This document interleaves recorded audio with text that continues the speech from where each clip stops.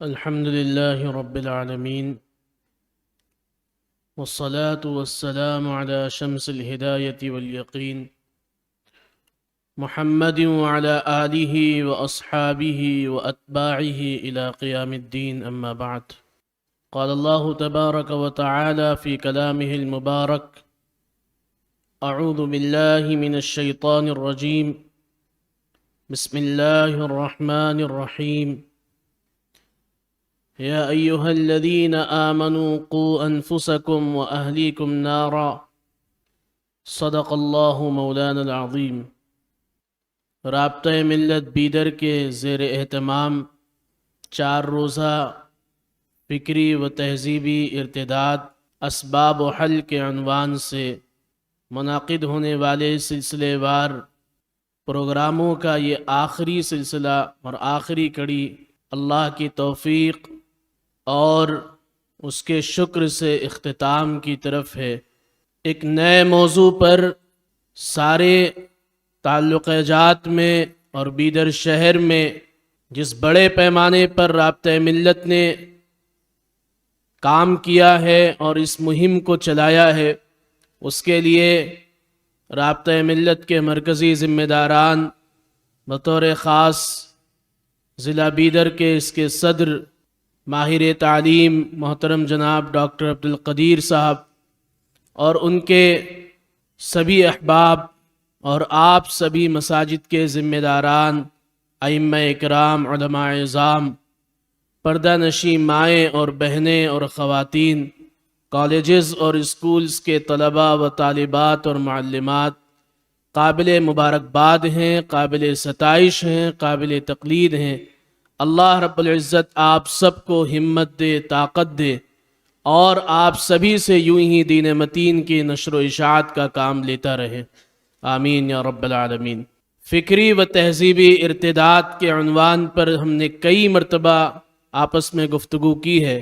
آپ سب ماشاءاللہ مختلف مساجد کے ذمہ دار ہیں، مختلف تنظیموں اور جماعتوں کے ساتھ اور انفرادی اور اجتماعی طور پر دین متین کے نشر و اشاعت اور ملت کے خدمت کا جذبہ رکھتے ہیں. آپ سبھی یہ چاہتے ہیں کہ سماج اور معاشرہ ہر طرح کے برائیوں سے پاک ہو. آپ سبھی یہ چاہتے ہیں کہ معاشرہ ایک ماڈل سماج بن جائے، ایک ایسا سماج کہ جس کے اندر گناہ اور جرائم ختم ہو جائیں، ایک ایسا سماج کہ جس کے اندر نیکیاں،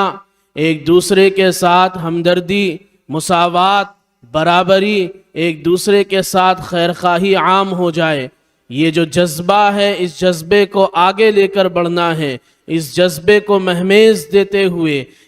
اس کوشش کو اور اس مہم کو آگے بڑھانا ہے کہ ہمارا سماج، بیدر کا یہ معاشرہ پورے ملک کے لیے اور پوری دنیا کے لیے ایک ماڈل بن کر ابھرے. لوگ آئیں دیکھنے کے لیے کہ اس ضلع کے مسلمان آپس میں ایک دوسرے کے لیے خیرخواہی کا جذبہ رکھتے ہیں. اس پورے ضلع کے اندر کوئی بھی نوجوان جب نشہ کرنے کی کوشش کرتا ہے تو ضلع کے سبھی سنجیدہ اور سبھی ذمہ دار لوگ اس کے گھر جاتے ہیں، اس کو سمجھاتے ہیں، اس کو نشے سے معافی کرواتے ہیں، نشہ چھڑواتے ہیں. کسی گھر میں کوئی مطلقہ خاتون بیٹھی ہوئی ہیں تو علاقے کے ذمہ دار، رابطہ ملت کے ذمہ داران اس کے نکاح کی کوشش کرتے ہیں. کسی بیٹی کی شادی نہیں ہو پا رہی ہے تو سب لوگ اس کے لیے مناسب رشتہ تلاش کرتے ہیں. کوئی بچہ اگر ڈراپ آؤٹ ہے، اگر وہ اس لیے نہیں پڑھ پا رہا ہے کہ اس کے والدین کے پاس اتنی استطاعت نہیں ہے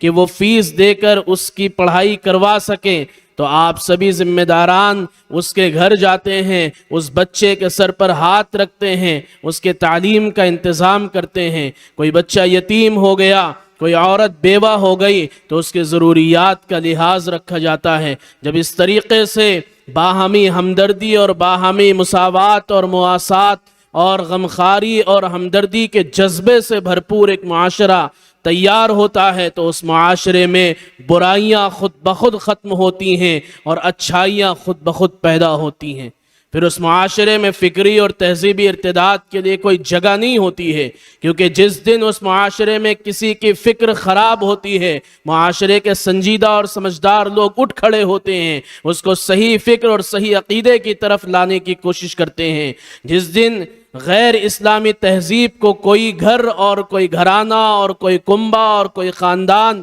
اور کوئی نوجوان لڑکا اور لڑکی اپناتے ہیں، علاقے کے سنجیدہ اور ذمہ دار لوگ اٹھ کھڑے ہوتے ہیں، ان بچوں اور بچیوں کو سمجھاتے ہیں کہ یہ غیر اسلامی تہذیب، یہ غیر اسلامی شعار، یہ غیر اسلامی لباس، یہ غیر اسلامی کھانا پینا، یہ غیر اسلامی اٹھنا بیٹھنا، غیر اسلامی طریقے سے زندگی کا رہن سہن، یہ غلط ہے، یہ ہماری تہذیب نہیں ہے، یہ ہمارا اسلام ہمیں نہیں سکھاتا، یہ محمد الرسول اللہ صلی اللہ علیہ وسلم کا سبق نہیں ہے۔ یہ ذمہ داروں کا کام ہے،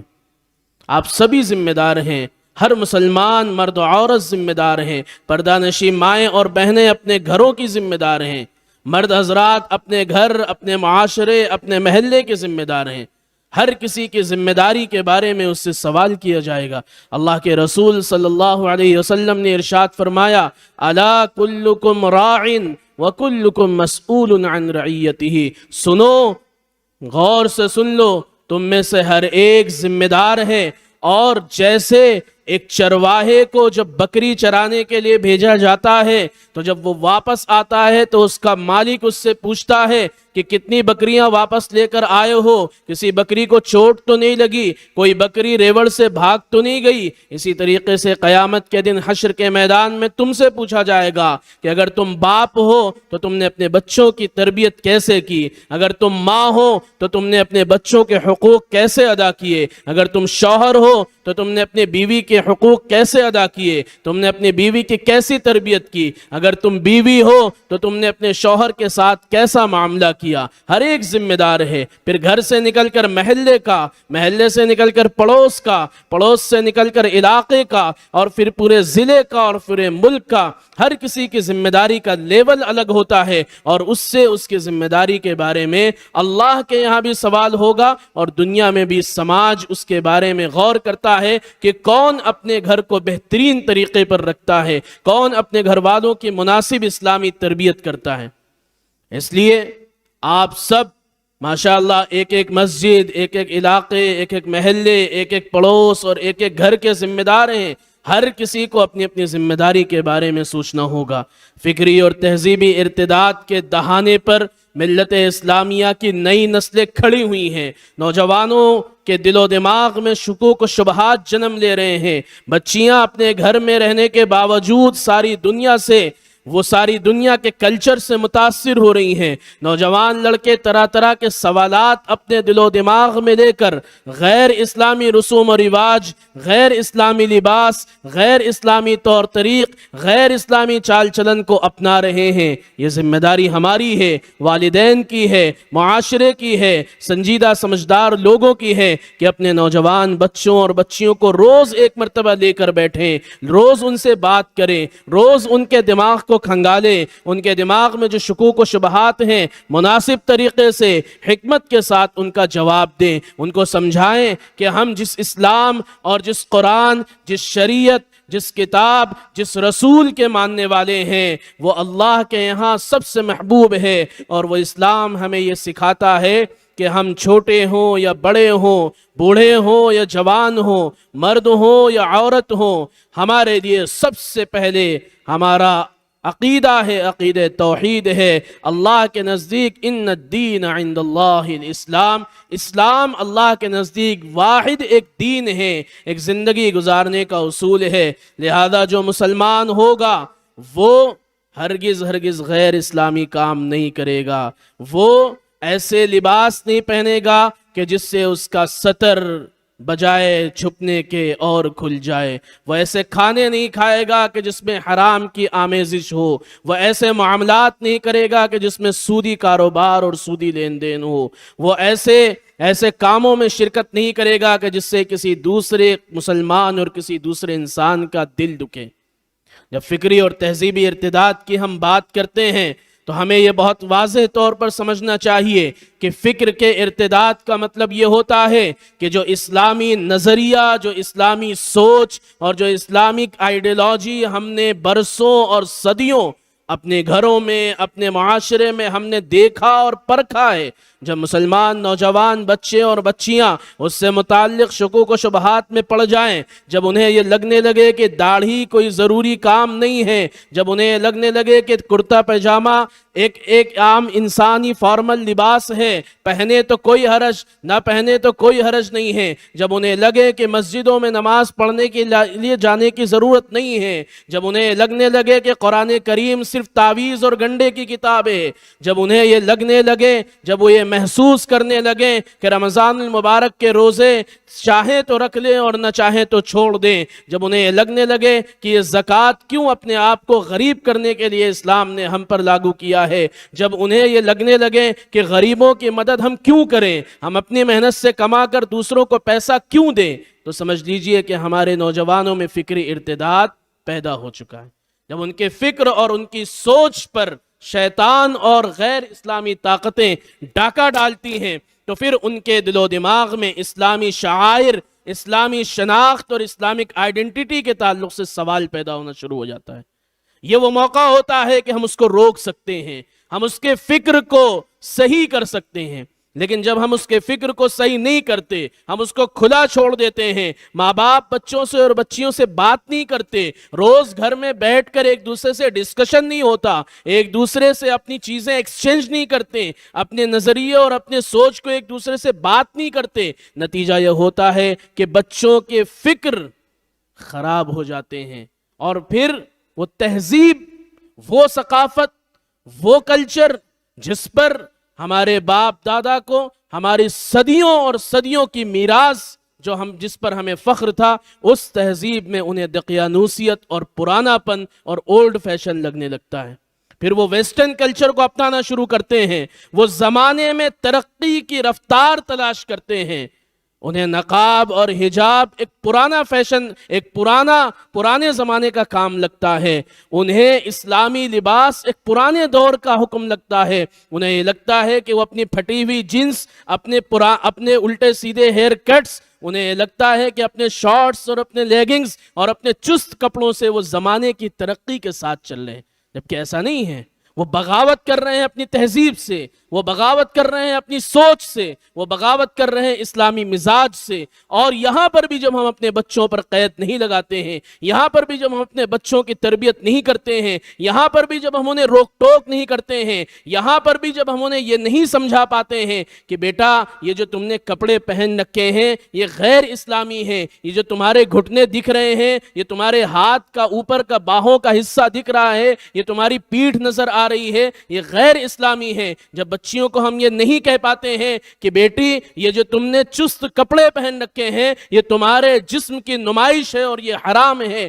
بیٹی یہ جو تم نے شارٹس پہن رکھے ہیں یہ حرام ہے اپنے سطر کا چھپانا، محرم اور غیر محرم رشتوں میں ہم فرق کردہ نہیں سکھاتے، نتیجہ یہ ہوتا ہے کہ وہ بچے اور بچیاں یہ جان ہی نہیں پاتے کہ حیا والا لباس کون سا ہے، ساتر لباس کون سا ہے، شرعی لباس کون سا ہے، اور پھر وہ اسی کو اپنی زندگی کا اسٹائل بنا لیتے ہیں، اور پھر وہ جب اپنے گھر سے رخصت ہو کر بچیاں دوسرے گھروں میں جاتی ہیں، وہاں اگر ان کو اسلامی ماحول ملتا ہے تو اس میں ایڈجسٹ نہیں کر پاتی ہیں، اور اگر غیر اسلامی ماحول ہے تو وہ اتنا آزاد ہو جاتی ہیں، اتنا آزاد ہو جاتی ہیں کہ وہ بھول جاتی ہیں کہ وہ کسی کی بیوی ہیں اور کوئی ان کا شوہر ہے،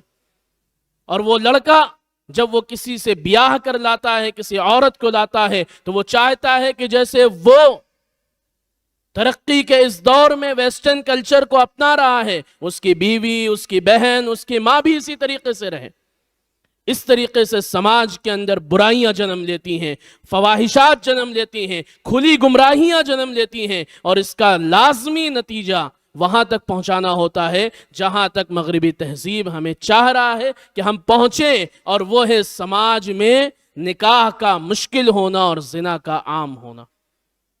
اس لیے ماں اور بہنوں کی ذمہ داری ہے، والدین کی ذمہ داری ہے، دادا دادی، نانا نانی اور پھوپھا کی ذمہ داری ہے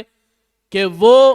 چاہے بچی چھوٹی ہو چاہے بڑی ہو، لڑکا بڑا ہو یا چھوٹا ہو، یہ بھول جائیں کہ ابھی 15 سال کا ہوگا تب روک ٹوک کریں گے، نہیں، آج اور اسی لمحے سے اس بات کو لازمی بنائیں کہ ہم اپنے بچوں کی تربیت میں ذرہ برابر بھی ہرگز کوتاہی نہیں کریں گے۔ کہیے انشاءاللہ۔ ہم یہ طے کرتے ہیں کہ بچے کیا کھا رہے ہیں، کیا پہن رہے ہیں، کہاں جا رہے ہیں، کس کے ساتھ بات کر رہے ہیں، ان کے ریلیشنز کس کے ساتھ ہو رہے ہیں، وہ موبائل میں کیا استعمال کر رہے ہیں، کیا چلا رہے ہیں، کس سے موبائل پر بات کر رہے ہیں، رات میں چھت پر جا کر لڑکا کیا کر رہا ہے، گھر میں تنہائی میں بچی کیا کر رہی ہے۔ بحیثیت والدین ہونے کے اللہ نے جب ہمیں یہ ایکسس دے دیا ہے اور یہ اجازت دے دی ہے کہ ہم اپنے بچوں کی تربیت کرنے کے لیے ان کی ہر پرائیویسی کو ان کی ہر پرائیویسی میں ہم دخل دے سکتے ہوں، تو پھر ہم نے خود سے یہ کیوں ایک دروازہ بنا لیا ہے کہ اب تو لڑکا بڑا ہو گیا، ہم نے اس کا کمرہ الگ کر دیا ہے، اب ہم نہیں پوچھتے کہ وہ کیا کر رہا ہے، اب تو بچی بڑی ہو گئی ہے، ہم نے اس کو ایک الگ کمرہ اوپر دے دیا ہے، اب ہم نہیں پوچھتے وہ کیا کر رہا ہے، وہ اپنا اب سمجھدار ہو گئے ہیں۔ نہیں، جب تک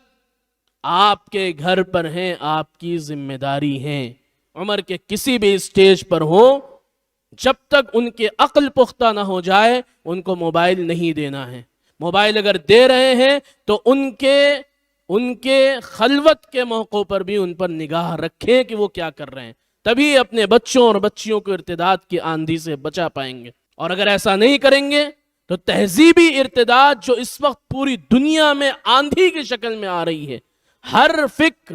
ہر سوچ، ہر نظریہ، ہر غیر اسلامی مذہب، ہر غیر اسلامی نظریہ یہ کوشش کر رہا ہے کہ وہ اپنی تہذیب، اپنے کلچر اور اپنی ثقافت کو سب کے اوپر مسلط کرے۔ اگر ان کچے ذہنوں کو ہم نے نہیں سمجھایا، اگر اپنے بچوں پر ہم نے کنٹرول نہیں کیا تو وہ اس تہذیب کا شکار ہو کر تہذیبی ارتداد کا شکار ہوں گے۔ اور جانتے ہیں فکری اور تہذیبی ارتداد کا لازمی نتیجہ عقیدے کی خرابی ہے، اور جس دن کسی کا عقیدہ خراب ہوا، اللہ سے متعلق، رسول سے متعلق، اسلامی شناخت اور شعائر سے متعلق، قرآن سے متعلق، حلال و حرام سے متعلق، تو اس کے ایمان کا محافظ اللہ ہے۔ اس لیے ایمان سے خارج ہونے کی نوبت ہی نہ آئے اس سے پہلے ہمیں اپنی تربیت کے زاویے پر غور کرنا پڑے گا۔ ہمیں اپنے بچوں کو ایسے تعلیمی نظام کے حوالے ہرگز نہیں کرنا جہاں پر ان کے ایمان پر ڈاکے ڈالے جائیں۔ لہٰذا مخلوط نظام تعلیم میں جہاں پر لڑکے اور لڑکیاں بے پردہ ہو کر ایک ساتھ بیٹھ کر پڑھتی ہیں، وہاں ہرگز ہمیں اپنے بچوں اور بچیوں کو نہیں بھیجنا انشاءاللہ۔ کہیے اس کے لیے کون کون تیار ہیں؟ اپنے بچوں اور بچیوں کو سیپریٹ سسٹم کے حوالے کریں گے، علیحدہ، جہاں پر لڑکے الگ پڑھ رہے ہوں، جہاں پر لڑکیاں باپردہ ہو کر الگ جا رہی ہوں۔ اپنے بچوں اور بچیوں کو جن اسکول، جن کالجز میں ہم بھیجتے ہیں، ہم چیک کرتے رہیں کہ وہ اپنے سلیبس میں اور اپنے سسٹم میں انہیں کیا پڑھا رہے ہیں، انہیں کیا سکھا رہے ہیں۔ کہیں ایسا تو نہیں کہ آپ کا بچہ جو صبح 7 بجے گھر سے تیار ہو کر جا رہا ہے، وہ وہاں جا کر غیر اسلامی چیزیں سیکھ رہا ہے، وہ وہاں جا کر اپنے عقیدے کو فروخت کر کے چلا آ رہا ہے اور آپ کو پتہ بھی نہیں چل پا رہا ہے۔ اس لیے روز چیک کریں کہ وہ بچہ کیا پڑھ رہا ہے، وہ بچی کیا پڑھ رہی ہے، تب جا کر آپ کے پڑھانے کا فائدہ ہوگا، اور آپ کا پڑھانا اس کے اسلام کے بقا کے ساتھ اس کو ترقی کے میدان میں لے جائے گا انشاءاللہ۔ تو اس کے لیے کون کون تیار ہیں انشاءاللہ؟ میں نے 3 باتیں ابھی تک عرض کی ہیں۔ سب سے پہلی بات میں نے یہ کہی ہے کہ بچوں اور بچیوں کے تربیت پر ہمیں غور کرنا ہے، انہیں غیر اسلامی لباس، غیر اسلامی پہناوا، غیر اسلامی کھانا پینا، غیر اسلامی طور طریق سے بچانا ہے انشاءاللہ۔ دوسری بات میں نے عرض کی ہے کہ ایسے نظام تعلیم سے بچانا ہے جہاں پر بے پردگی ہو، جہاں پر خلوت میں ان کے بھٹکنے کا خطرہ ہو، جہاں پر تنہائی میسر ہو مرد اور عورت کو، لڑکے اور لڑکی کو، ایسے نظام سے بچانا ہے۔ تیسری بات میں نے عرض کی ہے کہ ایسے اسکول اور ایسے کالجز سے بچانا ہے کہ جہاں پر ان کے سلیبس اور ان کے سسٹم میں غیر اسلامی باتیں جو اسلام کا تخفیف کریں، اسلام کا مذاق اڑائیں، ان کے عقیدے کو خراب کریں، ان سے بچانا ہے۔ 3 باتیں میں نے عرض کی ہیں، اس پر عمل کریں گے سبھی لوگ انشاءاللہ۔ اب جو 3 بات میں آگے عرض کرنے لگا ہوں ان کا تعلق آپ سبھی ذمہ داروں سے ہیں، ماؤں اور بہنوں سے گھروں میں، اور آپ سبھی سے مسجد سے لے کر گھروں تک۔ آپ سبھی مختلف مساجد کے ذمہ دار ہیں۔ دیکھیے، اللہ کے رسول صلی اللہ علیہ وسلم نے مسجد نبوی کو ایک ماڈل بنایا تھا۔ آپ نے کبھی سنا ہے کہ مسجد نبوی کے علاوہ کہیں ایک بلڈنگ تھی جس میں خلیفۃ المسلمین بیٹھے ہوں، وہاں پارلیمنٹ ہو، وہاں پر قانون پاس ہو رہے ہوں، جو غزوات کے لیے لشکر بھیجے جا رہے ہوں ان کی روانگی وہاں سے ہو رہی ہو، مسلمانوں کے جو مسائل ہیں وہ وہاں سے حل کیے جا رہے ہوں، مسلمانوں کے روزمرہ کے جو ضروریات ہیں بیت المال کے لیے کوئی الگ سے بلڈنگ لے رکھی ہو اور وہاں سے ساری چیزیں فنڈ ریلیز ہو رہی ہوں، اور پھر 5 وقت کی نماز کے لیے مسجد میں خلیفۃ المسلمین آ جاتے ہیں اور مسلمان آ جاتے ہوں۔ کسی نے تاریخ میں ایسا کچھ پڑھا ہے کیا؟ ایسا کہیں آج تک سنا ہے آپ نے؟ مسجد نبوی مسلمانوں کا دارالخلافت، مسجد نبوی بیت المال کا بینک، مسجد نبوی سارے مسائل کے حل کرنے کی جگہ، مسجد نبوی اسلام کا سب سے پہلا ایجوکیشنل انسٹیٹیوٹ، مسجد نبوی سب سے پہلا ریسرچ انسٹیٹیوٹ، مسجد نبوی سب سے پہلے فلاحی ادارے کی شکل میں اسلام میں سامنے آیا۔ اللہ کے نبی صلی اللہ علیہ وسلم نے اپنے عمل سے کر کے دکھایا کہ نمازوں کے علاوہ مسجد میں کیا کیا کام کیے جا سکتے ہیں۔ ایک صحابی دوڑ کے آتے ہیں، اللہ کے نبی 3 دن سے کھانا نہیں کھایا ہے، تو کیا اس کو کسی NGO کے آفس میں بھیجا اللہ کے نبی نے، جاؤ فلاں جگہ ہم نے ایک NGO کھول رکھی وہاں جا کر اس مسئلے کو حل کراؤ؟ وہیں بیٹھے بیٹھے حل کیا۔ کسی نے آ کر کہا کہ اللہ کے نبی یہ مسئلہ ہے، اللہ کے نبی مجھ سے زنا ہو گیا، آپ حد جاری کر دیجئے، تو اللہ کے نبی نے یہ نہیں کہا کہ کل آنا ہم اپنے آفس پر اپنے گھر پر بیٹھیں گے وہاں بات ہوگی، نہیں، سارے مسائل اللہ کے نبی صلی اللہ علیہ وسلم نے خلیفہ اول سیدنا ابو بکر صدیق رضی اللہ تعالی عنہ نے، خلیفہ ثانی سیدنا عمر فاروق رضی اللہ تعالی عنہ نے، خلیفہ ثالث سیدنا عثمان غنی رضی اللہ عنہ نے، خلیفہ رابع سیدنا علی کرم اللہ وجہ نے، اور سارے خلفائے راشدین نے مسجد سے حل کیے ہیں۔ اس لیے ہمیں اس نظام کو زندہ کرنا ہوگا۔ ہم اپنے مسجد کو عبادت گاہ کے ساتھ ساتھ مکمل مسلمانوں کے مسائل کا حل کرنے والا ایک ادارہ بنا دیں انشاءاللہ۔ مسجد کو ہر وقت ہم مومنٹ میں لے آئیں، ہر مسجد میں ہمارے پاس ایک رجسٹر ہونا چاہیے۔ یہ بات کئی مرتبہ آئی ہے، یہاں ماشاءاللہ کئی مسجدوں میں یہ نظام چل رہا ہے، لیکن اس کو اور منظم کرنے کی ضرورت ہے۔ محلے کے کسی گھر میں 3 بچے ہیں، ایک بچہ نشہ کرنا شروع کر چکا ہے، مسجد کے ذمہ داروں کو پتہ ہونا چاہیے، اور مسجد کے ذمہ دار ایک گروپ بنائیں، اس کے گھر جائیں، اس کے ساتھ بات کریں، اس کا کاؤنسلیشن کریں، اس سے بات کریں، اس کو سمجھائیں۔ محلے میں 2 بچوں کی فیس نہیں ادا ہو پا رہی ہے، مسجد کی ذمہ داری ہے کہ وہ اس کی بات مسجد میں رکھیں اور اس مسئلے کو حل کرائیں۔ محلے میں کسی بچی کی شادی ہے، نکاح ہے، اس کے نکاح کو آسان اور مسنون بنانے کے لیے مسجد والے عمل کریں، مسجد والے محلے میں چل چل کر جائیں اور اس کے سلسلے میں کوشش کریں۔ کوئی آفت آئی، کوئی مصیبت آئی، مسجد سے اس مسئلے کا حل ہو۔ مسجد میں ہر وقت ایک ایسی ٹیم اور ایک ایسا گروپ ہونا چاہیے جو اپنے سارے کاموں کے ساتھ ساتھ محلے کی نگرانی کرے، مسجد کے پڑوس کی نگرانی کرے۔ ہر NGO اور ہر ادارے کو اپنے سارے کام کرنے کے لیے مسجد کو مشورے گاہ کی شکل میں اختیار کرنا چاہیے، تب جا کر مسجد کا صحیح مصرف ہوگا۔ اس کے ساتھ ساتھ میں نے گزشتہ سال لکھنؤ کے ایک پروگرام میں یہ بات عرض کی، اور یہ بات کہنے کے 2 دن کے بعد UP گورنمنٹ میں ایک ایکس کیبنٹ منسٹر ہیں جو صفائی کا وبھاگ دیکھتے تھے، اور وہ SC کمیونٹی سے آتے تھے۔ ان کا میرے پاس فون آیا اور انہوں نے کہا کہ آپ نے جو بات کہی ہے مجھے رونا آ گیا، اور میں یہ بغیر آپ کا شکریہ ادا کہے ہوئے میں رہ نہیں سکا۔ میں نے کہیں سے آپ کا نمبر لیا اور آپ کو میں نے فون کیا۔ یہ بات میں نے زندگی میں پہلی بار سنی۔ میں نے کہا کیا ہوا ایسا؟ میں نے کیا کہہ دیا؟ میں نے وہاں یہ بات عرض کی تھی کہ لکھنؤ شہر کے وہ ساری مسجدیں جو آن روڈ ہیں وہ کیوں اپنے مسجد کے باہر شاندار ٹوائلٹس نہیں بناتی تاکہ برادران وطن آئیں، اور وہ جو 10 روپے 5 روپے دے کر سلبھ شوچالے میں جاتے ہیں، اس سے زیادہ بہتر یہ ہے کہ وہ مسجد کے اس ٹوائلٹ کو استعمال کریں، مسجد ایک کلینر کا انتظام کر لے، مسجد کے اندر آنے والے لوگ 150 روپے دے کر اس کلینر کے تنخواہ کا انتظام کریں۔ آپ سوچئے کہ جب فرقہ پرست تنظیمیں مسلمانوں اور اسلام کے خلاف یہ پروپیگنڈا کریں گے کسی گاؤں میں، کسی شہر میں، کہ اسلام دہشت گردی کو فروغ دیتا ہے اور مسجد کے اندر سارے ملک کو اڑانے کی سازشیں کی جاتی ہیں اور مسلمان بہت متشدد اور فرقہ پرست لوگ ہیں اور یہ تو بڑے ایکسٹریمسٹ ہیں، وہ آدمی جس نے مسجد کے ٹوائلٹ کو استعمال کیا وہ کیا کہے گا؟ کیسی بات کر رہے ہو یار، ہم تو ان کی مسجد میں جا کر ٹوائلٹ استعمال کر کے آ گئے، انہوں نے اس کے لیے تو ہمیں روکا نہیں، وہ ہمیں مار سکتے ہیں بھلا؟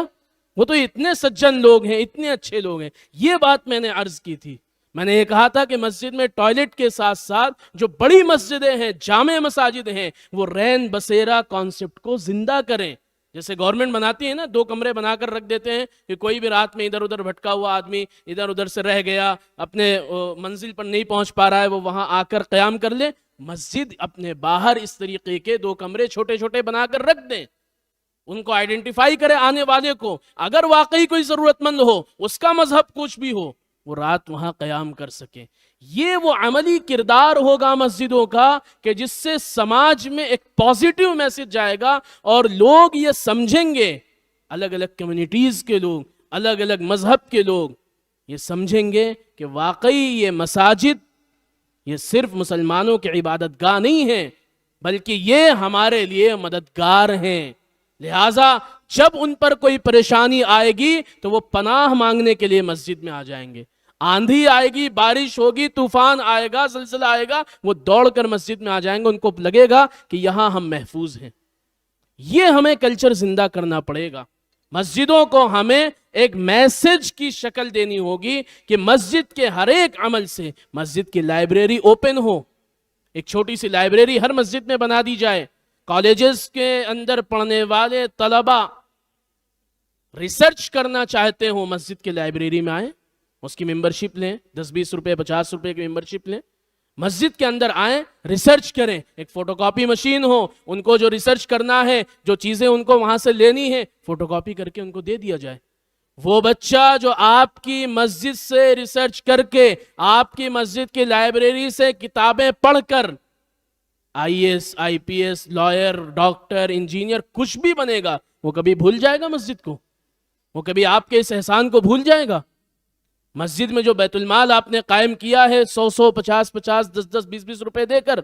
اس سے آپ نے ایک غیر مسلم لڑکے کو، ایک مسلمان لڑکے کو آپ نے گود لے لیا اور آپ نے اس کانسیپٹ کا نام دیا، مسجد نے اس کو ایڈاپٹ کیا ہے۔ جیسے ہم بچوں کو گود لیتے ہیں، مسجد نے اس کو ایڈاپٹ کیا ہے اور مسجد اس کی فیس ادا کریں۔ پورے ملک میں یہ شور ہے کہ مسلمانوں کے پاس اچھے بڑے وکیل نہیں ہیں، اس لیے ہمارے سارے مسائل تو ہم ایسے وکلا سے لڑاتے ہیں جو ہماری بات ڈھنگ سے نہیں رکھ پاتے۔ کیوں؟ آپ کی مسجدیں کیوں اس چیز کے لیے سامنے نہیں آ رہی ہیں؟ علاقے کی مرکزی مساجد اس کے لیے سامنے آئیں کہ ہم ایک بچے کو اسپانسر کریں گے اور شاندار تعلیم دے کر ہم اس کو بہترین وکیل بنائیں گے۔ مسجد کے پیسے سے تیار ہونے والا وہ ایڈوکیٹ، چاہے وہ سول کورٹ میں ہو، سیشن کورٹ میں ہو، ہائی کورٹ میں، سپریم کورٹ تک پہنچے، وہ جب بھی کسی مظلوم اور کسی پریشان حال کا کیس لڑے گا، اسے اپنا وہ ماضی اور اپنا وہ پاسٹ یاد آ جائے گا کہ جب اس کے پاس کچھ نہیں تھا، اس کو مسلمانوں کی ایک مسجد نے اسپانسر کر کے اس کو وہاں تک پہنچایا ہے۔ یقین جانیے وہ انصاف کے لیے لڑائی کرے گا انشاءاللہ۔ یہ مسجد کا فائدہ ہوگا۔ ان سب چیزوں کو زندہ کرنے کی ضرورت ہے۔ میں ان باتوں کو عرض کر رہا تھا تو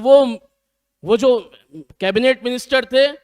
وہ انہوں نے مجھے کہا کہ آپ ہم سے ملیں اور ہم یہ چاہتے ہیں کہ اس طریقے کا لیکچر ہمارے منسٹرز اور MLAs کے بیچ میں آپ دیں، تاکہ وہ اپنے اپنے علاقے میں جا کر اور اپنے مسجدوں اور مندروں اور گرودواروں کو یہ کانسیپٹ دیں۔ گرودواروں میں بہت ساری چیزیں زندہ ہیں، وہ کر رہے ہیں، ہمیں اس کو بہت منظم طریقے سے کرنا تھا، ہم نے اس کو چھوڑ دیا۔ اس لیے ہم مسجد کے ذمہ داروں سے، رابطہ ملت کے ذمہ داروں سے یہ گزارش اور اپیل کرنا چاہتے ہیں کہ آپ ایک مسجد کم سے کم ماڈل بنائیے اس طریقے پر انشاءاللہ، پھر شہر کے ساری مسجدیں اس کانسیپٹ کو لیں اور مسجد سے وہ جو یہاں ماشاءاللہ میں مستقل دیکھ رہا ہوں کہ آپ نے ایک پیٹی کا انتظام کیا ہوا ہے، ایک باکس کا انتظام کیا ہوا ہے جس میں صدقے کو آپ لوگ فروغ دے رہے ہیں، ہر گھر سے صدقہ وصول کیا جا رہا ہے، اس فنڈ کا ماشاءاللہ صحیح استعمال ہو رہا ہے، اس فنڈ کو بھی، اس صدقے کے اس مہم کو فروغ دینا ہے، اور اس کے ساتھ ساتھ نوجوان نسل کی تعلیم و تربیت کے لیے مسجد کا صحیح استعمال کرنا ہے۔ علاقے کے اندر اس بات کو لازم بنایا جائے کہ ہم ہرگز ایسی شادیوں میں شرکت نہیں کریں گے جہاں پر جہیز کا لین دین ہو۔ اس کے لیے کون کون تیار ہے انشاءاللہ؟ ہم اس بات کو لازم بنائیں گے کہ ڈی جے، باجا، گانا الحمدللہ یہاں نہیں ہوتا ہے، لیکن اس سے زیادہ فضولیات، رسم مہندی سے لے کر اور بہت سارے ایسے رسم ہمارے یہاں در آئے ہیں جن کی کوئی حیثیت نہیں ہے، غیر اسلامی ہونے کے ساتھ ساتھ حیا باختگی کا بھی ثبوت دیتے ہیں۔ اب تو منڈے کے نام پر اور بہت سارے ایسے پروگرامز کے نام پر باضابطہ ماموں بھانجی ایک ساتھ مل کر ناچ رہے ہیں،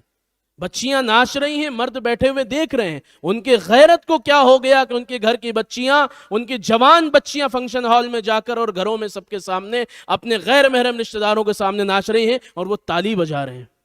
یہ ایسی چیزوں کو ہمیں اپنے سماج میں نہیں آنے دینا ہے، اور اگر آ گئی ہیں تو سخت فیصلے لے کر ان کو روکنا ہے انشاءاللہ۔ کون کون اس کے لیے تیار ہیں؟ اس سے بھی زیادہ بڑا مسئلہ، نکاح کے دن بچی کا نکاح ہے، وہ اپنا گھر چھوڑ کر رخصت ہو کر جا رہی ہے،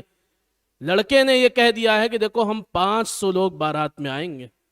محلے والوں کا پریشر ہے کہ پورے محلے کو کھانا کھلانا پڑے گا کیونکہ تم سب کے گھر کھانا کھانے گئے تھے، اگر آج تم کھانا نہیں کھلاؤ گے تو ساری زندگی تمہیں ہم سنائیں گے۔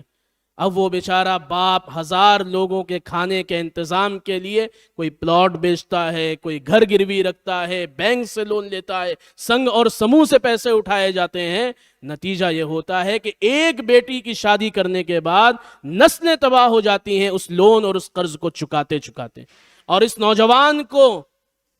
بھکاری بنتے ہوئے شرم نہیں آتی، اس کے مردانگی کو کبھی ٹھیس نہیں پہنچتی ہے کہ یہ اپنی شادی میں اپنی لڑکی، اپنی بیوی کو لانے کے لیے پورے شہر کو انوائٹ کرتا ہے کہ چلو بھیک کا کھانا کھا کر آتے ہیں۔ اس لیے ہمیں یہ لازمی طور پر سخت فیصلہ لینا ہوگا کہ ہم نکاح کے دن، بچی کی شادی کے دن، اس کے نکاح کے کھانے میں ہرگز شرکت نہیں کریں گے انشاءاللہ۔ اس کے لیے کون کون تیار ہیں انشاءاللہ؟ اس کا آسان طریقہ ہے کہ مسجد میں نکاح ہو، بچی کی رخصتی ہو جائے، جو 10، 5، 15 مہمان آئے ہوئے ہیں لڑکے کے ساتھ، ان کو مختصر کھانا کھلا کر بچی کو رخصت کر دیا جائے۔ ولیمے میں بھی مختصر کھانے کا اہتمام کیا جائے، یہ نہیں کہ ساری کسر تو ہم ولیمے میں نکالیں گے۔ ارے لڑکی کی شادی میں تو آپ نے نکالنے نہیں دیا، کوئی ارمان نہیں نکلے۔ گھر کی مائیں اور بہنیں سنیں اس بات کو، مائیں اور بہنیں سب سے زیادہ مجبور کرتی ہیں۔ ارے بچی کی شادی میں بھی آپ نے سادگی کی بات کی اور اب لڑکے کی شادی میں آپ یہی کر رہے ہیں۔ وہ جو ولیمے میں 10 لاکھ، 20 لاکھ، 50 لاکھ روپے خرچ کر رہے ہیں، وہ ایک وقت کا کھانا ہے، 3 گھنٹے کے بعد ڈائلوٹ ہو کر ختم ہو جانا ہے، کچھ نہیں ہوگا اس سے۔ لیکن وہی 10 لاکھ، 15 لاکھ اگر آپ نے سیو کیا، آپ نے اپنے 5 بچوں کی اچھی تعلیم و تربیت کا انتظام کیا، وہ نسلوں تک دین کو زندہ کریں گے، نسلوں تک وہ آپ کے اور آپ کے خاندان کا نام روشن کریں گے۔ وہ جو آپ کا انویسٹمنٹ ہے، وہ جو مہینے میں 2-2 ہزار، 3-3 ہزار روپے ایک بچے پر آپ خرچ کریں گے اس پیسے سے، اور 10 سال 15 سال کے بعد وہ ایک پروفیشنل بن کر آپ کے خاندان کے لیے، آپ کے بزنس کے لیے، آپ کے کاروبار کے لیے، آپ کی تجارت کے لیے وہ اس کو آگے بڑھانے کا ذریعہ بنے گا، یہ سب سے شاندار انویسٹمنٹ ہے۔ اس لیے فضول خرچیوں سے مکمل گریز کریں گے انشاءاللہ۔ اس کے لیے کون کون تیار ہیں؟ ہم پیسے بچائیں، اس کا صحیح استعمال کریں، حلال استعمال کریں، بچائیں اپنے بچوں کے لیے۔ آپ کو پتا ہے کہ جب ماں باپ سر پر نہیں ہوتے اور وہ وراثت میں کچھ چھوڑ کر نہیں جاتے، تو چاہے ماں باپ جتنے بڑے دیندار رہے ہوں، چاہے انہوں نے جتنا صدقہ اور زکوٰۃ دیا ہو، چاہے انہوں نے جتنا خرچ کیا ہو، اولاد پتہ کیا کہتی ہیں؟ ابا ہمارے لیے کچھ چھوڑ کے ہی نہیں گئے، ابا نے تو ہمیں فقیر کر کے چھوڑ دیا۔ اس لیے اس کانسیپٹ کو بدلنے کی ضرورت ہے۔ کہ ہم اپنے بچوں کو دوسروں کے سہارے چھوڑ کر چلے جائیں گے، ہم تو سارا سب کچھ ایسے ہی لٹاتے رہیں گے، ہمارے بچے خود کر لیں گے. نہیں، ہماری ذمہ داری ہے کہ ہم اپنے بچوں کی مناسب تعلیم و تربیت کے ساتھ ساتھ ان کے لیے اتنا انتظام کر کے جائیں کہ وہ عافیت اور سکون کے ساتھ زندگی بسر کر سکیں. پھر وہ اپنا حصہ جو ان کے رزق میں اللہ نے ان کی توفیق میں لکھا ہے وہ ان کو مل کر رہے گا. اس لیے اس نظام کو بدلنے کی ضرورت ہے. فائنینشلی طور پر ہمیں خود بھی مضبوط ہونا ہے، ہمیں اپنے کاروبار پر غور کرنا ہے. جدی پشتی طور پر ہم وہی گٹکا بیچتے چلے آ رہے ہیں. ہر گھر میں 4 لڑکے گٹکا بیچیں گے، کوئی ضروری ہے؟ کیوں نہیں ایک مناسب سا، ایک اچھا سا چھوٹا سا کام شروع کر دیا جاتا ہے؟ انٹرپرینرشپ کے نام پر پوری دنیا کتنی آگے بڑھ رہی ہے. اسلام نے ہمیں یہ سکھایا ہے کہ جائز اور حلال طریقے سے رزق کمانا ہے. کسب حلال ایک بنیادی فریضہ قرار دیا گیا. اس پر ہم بات ہی نہیں کرتے، اس پر ہم سوچتے ہی نہیں ہیں. 10 سال 12 سال 15 سال کا بچہ ہوا اور ہم نے اٹھا کر اس کو پنکچر بنانے کے لیے بٹھا دیا، ہم نے اٹھا کر اس کو گٹکے کی دکان پر بٹھا دیا، ہم نے اٹھا کر اس کو کپڑے کی دکان پر بٹھا دیا، ہم نے اٹھا کر اس کو کسی دوسرے استاذ کے حوالے کر دیا، اس کو ذرا سا اچھا سا نائی بنا دو. کیوں نہیں ہم اس کے تعلیم کے بارے میں سوچتے ہیں؟ کیوں نہیں ہم اس کے لیے اچھے سے کاروبار اور روزگار کے بارے میں سوچتے ہیں؟ سوچیں گے، کوشش کریں گے، جدوجہد کریں گے، اللہ توفیق دیں گے انشاءاللہ. تو یہ کام کرنے کے ہیں. میں نے جتنی بھی باتیں عرض کی ہیں ان سارے کاموں کو بہت مضبوطی کے ساتھ ہمیں انجام دینا ہے انشاءاللہ. اور آخری بات جو ایک فیصلہ کرنے کا ہے وہ یہ ہے، میں نے جہاں سے بات شروع کی تھی کہ فکری اور تہذیبی ارتداد 3 وجوہات سے ہمارے گھروں میں گھستی ہیں غیر محسوس طریقے سے. نمبر 1، جب دینی تعلیم نہیں ہوتی. نمبر 2، جب احساس کمتری پیدا ہوتی ہے. جب بچوں اور بچیوں کے دل و دماغ میں احساس کمتری پیدا ہو جائے اپنی تہذیب اور اپنی سوچ اور اپنے نظریے اور اپنے عمل کے بارے میں، تو وہ غیروں کی تہذیب، غیروں کے نظریے اور غیروں کی سوچ کو اپنانا شروع کر دیتے ہیں. اس لیے احساس کمتری سے بچوں کو بچانے کے لیے ضروری ہے کہ روز روز ان کے سامنے مسلمانوں کے وہ بڑے لوگ، وہ صحابہ کرام، وہ خلفائے راشدین، وہ اللہ کے بڑے بڑے بزرگ اولیاء اللہ، وہ بڑے بڑے سلاطین امراء، ان کے بارے میں، مسلمانوں کے ان کارناموں کے بارے میں بتایا جائے کہ جن سے ان کے اندر حوصلہ پیدا ہو، احساس کمتری سے وہ رکیں اور بچیں. ان کے تہذیب اور ثقافت کے بارے میں انہیں سمجھایا جائے کہ یہی تمہاری میراث ہے اور یہی تمہاری کامیابی کا ذریعہ ہے، یہی تمہیں ہلاکت سے بچائے گا. اور اگر تم نے غیر اسلامی کھانا پینا، غیر اسلامی رہنا سہنا، غیر اسلامی چال چلن، غیر اسلامی طور طریق نہیں چھوڑے، غیر اسلامی لباس کو نہیں چھوڑا، تو شیطان تمہیں اچک لے گا اور تمہیں غیر محسوس طریقے پر اسلام سے باہر کر دے گا، تمہیں پتہ تک نہیں چلے گا. یہ ہمیں روز بچوں کے ساتھ ڈسکشن کرنا ہے. لہٰذا اس کے لیے ایک سخت ڈیسیزن لینا ہے کہ ہم آج ہی اپنے بچوں سے غیر شرعی لباس چھینیں گے. وہ لباس بچیوں کے پاس ہوں جو ان کے شارٹس ہیں، ایسے کپڑے جو وہ اپنے بھائیوں بہنوں کے سامنے، اپنے بڑوں کے سامنے پہن کر آ کر بیٹھ جاتے ہیں اور ہم انہیں ٹوکتے تک نہیں. مائیں اس بات پر غور کریں، والدین اس بات پر غور کریں کہ وہ اپنے بچیوں سے وہ ایسے سارے لباس آج ہی ان کی ذہن سازی کر کر چھین لیں گے، اس کو جلا دیں، ختم کر دیں، ویسٹ کر دیں. ایک سخت فیصلہ لیں تاکہ آج ان کو وہ عجیب لگے لیکن ان کے دل و دماغ پر چھپ جائے، نقش ہو جائے کہ ہمارے اماں نے، ہمارے ابا نے، ہماری دادی نے، ہمارے دادا نے، ہمارے ماموں نے، ہمارے چچا نے جب ہم نے ایسا کپڑا پہنا تھا جس میں ہمارے ہاتھ کھلے ہوئے تھے، جس میں ہماری ٹانگیں کھلی ہوئی تھیں، جس میں ہماری پیٹھ کھلی ہوئی تھی، جس میں ہماری جینس پھٹے ہوئے تھے، جس میں ہمارے بال کے ایسے کٹس تھے کہ جس سے ہم آدھا گدھا اور آدھا گھوڑا نظر آ رہے تھے. انہوں نے سختی کی. وہ جب ماں باپ بنیں گے اپنے بچوں کی ایسی ہی تربیت کریں گے. یہ نسلوں تک زندہ ہونے والا عمل رہے گا انشاءاللہ. تو اس فیصلے کے لیے کون کون تیار ہیں؟ یہ فیصلہ ہمیں آج ہی کرنا ہے. ہمیں شرعی لباس خود بھی پہننا ہے، اپنے لڑکوں اور لڑکیوں کو پہنانا ہے انشاءاللہ. اس کے لیے سبھی لوگ ڈسکشن کریں، بات چیت کریں، لوگوں کے بیچ بیٹھیں، اس پر بات کریں، لوگوں کو سمجھائیں کہ نہیں یہ کرنے کا کام ہے، اپنے گھروں میں اس چیز کو زندہ کریں۔ شادی کا کھانا نہیں کھانا ہے، مسنون نکاح مہم کو فروغ دینا ہے، شرعی لباس پہننا اور پہنانا ہے، غیر ساتر لباس کو چھین کر جلا دینا ہے، ختم کر دینا ہے، اور مسجدوں کو ایک بہترین معاشرتی سینٹر بنانا ہے، جس سے مسجدوں کی بہترین طریقے سے ہم کاؤنسلنگ سینٹر بنا کر مسجدوں کو استعمال کریں، سماج کی فلاح اور بہبودی کے لیے، اسلام کے کانسیپٹ کو اور اسلام کی تبلیغ کو پوری دنیا تک پہنچانے کے لیے الگ الگ کمیونٹیز کے، S C S T communities کے لوگوں تک مسجد کی طرف سے کبھی 1 درجن کیلے بھیج دیں۔ صبح صبح اٹھ کر 4 لوگ گزرتے ہوئے گئے، کسی ایک نان مسلم آدمی کو پکڑا، اس کے کندھے پر ہاتھ رکھا، اس سے پوچھا گھر میں سب ٹھیک ٹھاک ہے، کوئی بیمار تو نہیں ہے، کسی کو کوئی ضرورت تو نہیں ہے۔ انہیں یہ لگے کہ ہاں مسجد سے یہ لوگ نکل کر آئے اور انہوں نے مجھ سے پوچھا، کبھی ان کو کیلے ہدیہ کر دیا، کبھی ان کے بچوں کو ٹافی دے دی۔ آپ کو کیا لگتا ہے کہ یہ کچھ چھوٹے کام ہیں؟ یہ وہ کام ہیں جو نسلوں سے اسلام اور مسلمانوں کے خلاف جو نفرت بھری جا رہی ہے اس کا خاتمہ کر دیں۔ اس کا ایک ایگزامپل میں آپ کو دوں، نارتھ انڈیا میں ایسا ہوتا تھا، یہاں مجھے نہیں معلوم ہے، ہمارے یہاں نارتھ انڈیا میں زمانے تک ایسا ہوتا رہا ہے کہ مغرب کی نماز کے وقت ہر طبقے کی عورتیں پھونک چھڑوانے کے لیے، دم کرانے کے لیے مسجد کے باہر لائن لگاتی تھی۔ کیوں؟ کیونکہ ان کو پتا تھا کہ حافظ جی پھونک دیں گے بچہ ٹھیک ہو جائے گا۔ وہ جو کلچر تھا، وہ جو مکس اپ کلچر تھا، جہاں ہم اپنے خلاف بھرے جانے والے نفرت کے زہر کو ایک پھونک سے اڑا دیتے تھے، وہ کلچر ہم نے ختم کر دیا ہے۔ ہم نے اپنے مسجدوں کو سب کے لیے بند کر دیا ہے۔ مسجد وزٹ کرائیں۔ مجھے خوشی ہوتی ہے کہ جماعت اسلامی والے اس طریقے کا کیمپین چلاتے ہیں کہ وہ مسجدوں کو وزٹ کراتے ہیں، لوگوں کو بلا کر مسجد دکھاتے ہیں، لیکن صرف وزٹ کرانے پر اکتفا نہیں کرنا ہے، بلکہ وہ سارے کام کرنے ہیں کہ جس سے محلے میں موجود غیر مسلم اپنے آپ کو محفوظ سمجھیں، اور جب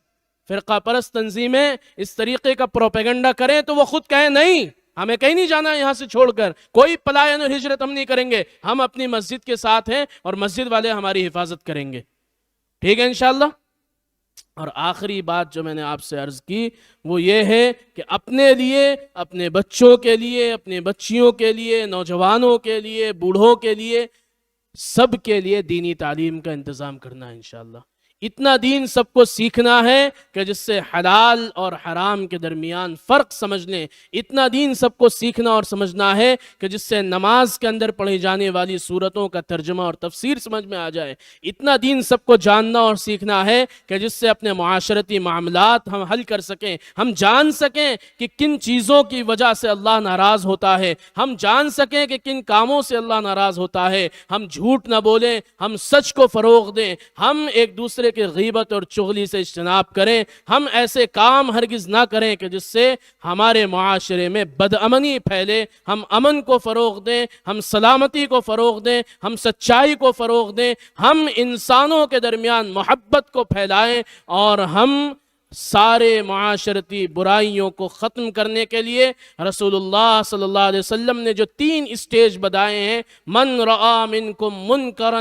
فلیغیرہ بیدی، جو تم میں سے کسی برے کام کو دیکھے، اگر اس کے پاس اتنی طاقت ہے، اتنی قوت ہے کہ اسے اپنے ہاتھوں سے روک سکتا ہے، تو باپ اپنے بیٹے کو، اپنے بیٹی کو اپنے ہاتھوں سے اپنی مختصر سی چھوٹی سی چھڑی کا استعمال کر کے، کبھی ایک آدھ تھپڑ مار کے، کبھی ڈرا کر، کبھی دھمکا کر اس برائی کو چھڑوائے۔ اور اگر کہیں پر ہاتھ کا استعمال کر پانا، طاقت کا استعمال کر پانا حکمت کے خلاف ہو تو زبان کا استعمال کیا جائے، قلم کا استعمال کیا جائے، سمجھایا جائے، بجھایا جائے۔ اور الحمدللہ ابھی ہمارے معاشرے میں ہم نہیں عن المنکر کے لیے، برائی کو روکنے کے لیے زبان اور ہاتھ دونوں کا استعمال کر سکتے ہیں۔ وَذَلِكَ اضعف الایمان والا جو تیسرا درجہ ہے کہ دل سے برا سمجھیں، اس کا نمبر ساؤتھ انڈیا میں نہیں ہے۔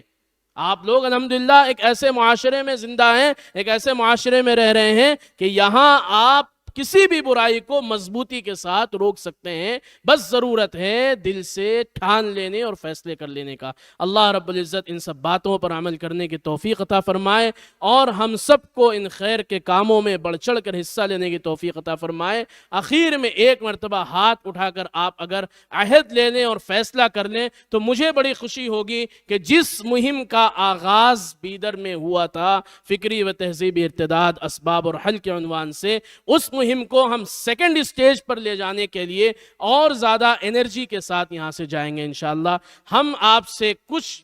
چاہتے ہیں کہ کچھ فیصلے ہم سب مل کر لے لیں۔ نمبر ایک، ہم اپنے بچوں اور بچیوں کے لیے ایسے تعلیم کا انتظام کریں گے جس سے ان کے عقیدے خراب نہ ہوں، کہیے انشاءاللہ۔ ہاتھ اٹھا کر سب لوگ اس کا وعدہ کریں۔ ہم غیر شرعی لباس نہ خود پہنیں گے نہ بچوں اور بچیوں کو پہننے دیں گے انشاءاللہ۔ آج ہی ان سے ایسے کپڑے چھین لیں گے اور ان کے سامنے ہی سخت فیصلہ لیتے ہوئے اس کو ڈسٹرائے کریں گے، اس کو ضائع کریں گے، تاکہ انہیں احساس ہو کہ امی ابو نے ایک سخت فیصلہ لیا ہے، اس کا مطلب اس میں ہمارے لیے فلاح و بہبودی ہے۔ شادی کے دن نکاح کے موقع پر بچی کے نکاح کا کھانا ہرگز نہیں کھائیں گے انشاءاللہ۔ نہ جہیز لیں گے نہ جہیز دیں گے انشاءاللہ، اور نہ سودی نظام کے تحت قرض لیں گے اور نہ دیں گے، نہ سود کھائیں گے نہ کسی کو کھانے دیں گے۔ باقی ساری باتیں جو ہم نے عرض کی ہیں اللہ ہمیں توفیق دے کہ ہم اس پر خوب اچھی طریقے سے عمل کر سکیں، ہم آپس میں پیار و محبت کے ساتھ مل جل کر ایک ہمدردی اور مساوات اور مواسات والا معاشرہ بنا سکیں۔ ایک ماڈل اسلامی معاشرہ اگر بیدر سے نکل کر پوری دنیا کے سامنے جائے تو ایک بڑی کامیابی ہوگی اس مہم اور اس کیمپین کے لیے۔ آپ لوگ دعا کریں کہ اللہ رب العزت ہم سب کو طاقت و قوت اور ہمت دے اور جو باتیں عرض کی گئی ہیں ان پر ہمیں عمل کرنے کے توفیق دے، آمین یا رب العالمین۔ جزاکم اللہ خیرا احسن الجزا۔ السلام علیکم ورحمۃ اللہ وبرکاتہ۔